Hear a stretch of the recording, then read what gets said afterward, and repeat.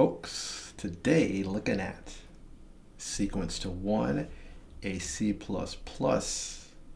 exercise done in Codewars, Codewars.com, that beautiful site that I'm on every damn day. Gotta grind, folks, gotta learn, gotta keep it going. You need to do the same. Description: get the number n to return the sequence from n to 1. The number n can be negative and can also large number. I think that means can also be a large number. So you're going to create I'm going to create a sequence where it's going to be from the number provided to 1. And really the sequence is going to be an array or a list, or in this case, in C++, it will be a vector. But given a 5, you produce the sequence from 5 to 1. Given a -1, you produce the sequence from -1 to 1. So as the instructions state, it can be a negative number, it can be a positive number, so you got to account for both situations.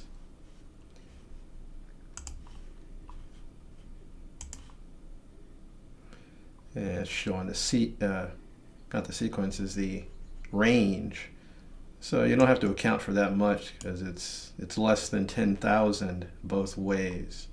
So not too much, not too big of a deal. And yeah, this one's going to wrap up pretty easily because you're just producing a consecutive sequence to 1 no matter where you start. So let's get in here and get the training. So you see the function setup. It returns a vector, as you see, a vector of integers, and it's going to take in an integer. Because because it is going to return a vector of integers, I need to create a vector to put the integers into the sequence that I'm going to create. Right, folks? Right.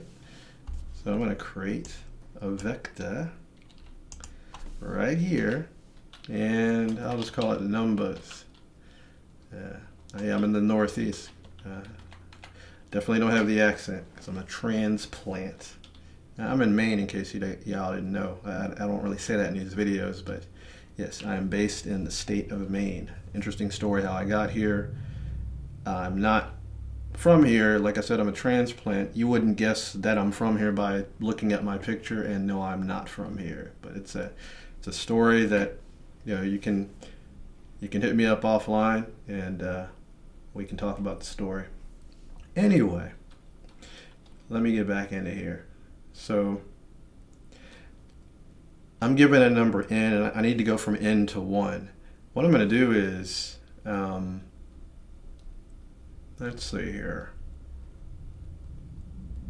I am going to create an integer I and make it equal to n, and I'm going to use this I.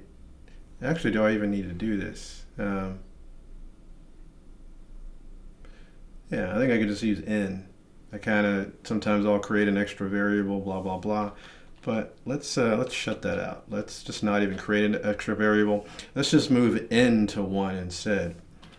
So I'm going to do a conditional to see if n is positive or negative, really, because that's going to dictate which direction I go in to get to 1. I'll say if n is negative, less than, or really if it's less than 1, so 0 or negative. I'm stepping over my words here. So if it's less than 1, I'm going to create a loop that goes to 1. And I'm going to add sequence.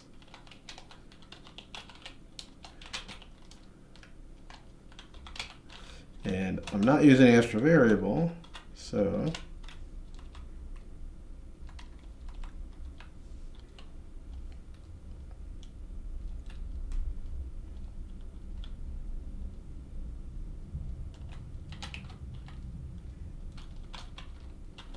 Okay. So in this case, if n is less than 1, I'm going to move n towards 1 by adding 1 to it each time. And for each iteration, I'm going to add n to my sequence, to my vector. I'm putting n into the vector. I'm going to add it to the vector, increment by 1. Add it to the vector, increment by 1, until n is 1, and then there we go, we're done. Otherwise, this would be if n is greater than 1, and if n is greater than 1, I'm still going to add it to the vector, but in this case I'm going to decrement, because if n is I cannot avoid clearing my throat 1,000 times in the morning. If n is greater than 1, it is going to go backwards by 1 until it gets to 1. That's the idea with this. So I'm going to, line 19, add to the vector, line 20, decrement or subtract by 1. And it's eventually, in both of these cases, and I'm forgetting my while loop here. I'm just discombobulated today. Of course, I need a while loop around this. Craziness. What the hell am I doing? Yeah, I need a while loop around it to actually do the automation, obviously. So while n is greater than or equal to 1, I add into the vector and then I subtract 1 from it, then I turn around and do it again. So it's eventually going to be going backwards to, it's going to go backwards toward 1 and eventually get to 1.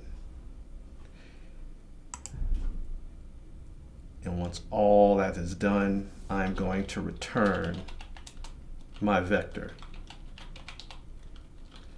Should put that right there because I'm finally done, but can't do that in C++, folks. No good. All right. Here's my solution. So let's run this through the tester and see if it passes.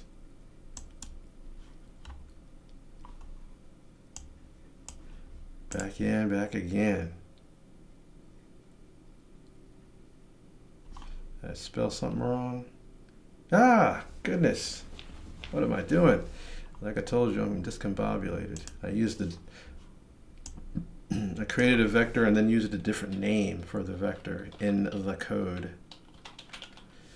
Yeah, running on autopilot today or something. But it's all good. It's a part of the process, folks. Attention to detail. You get humbled every day as a programmer. That's what I say, and I do. All right, correctamundo.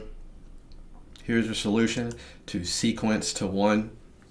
I think I explained the hell out of it, so that's good enough for y'all and good enough for me. And with that, folks, my Codewars time is done. My YouTube time is done. And with that one, I am out. See ya.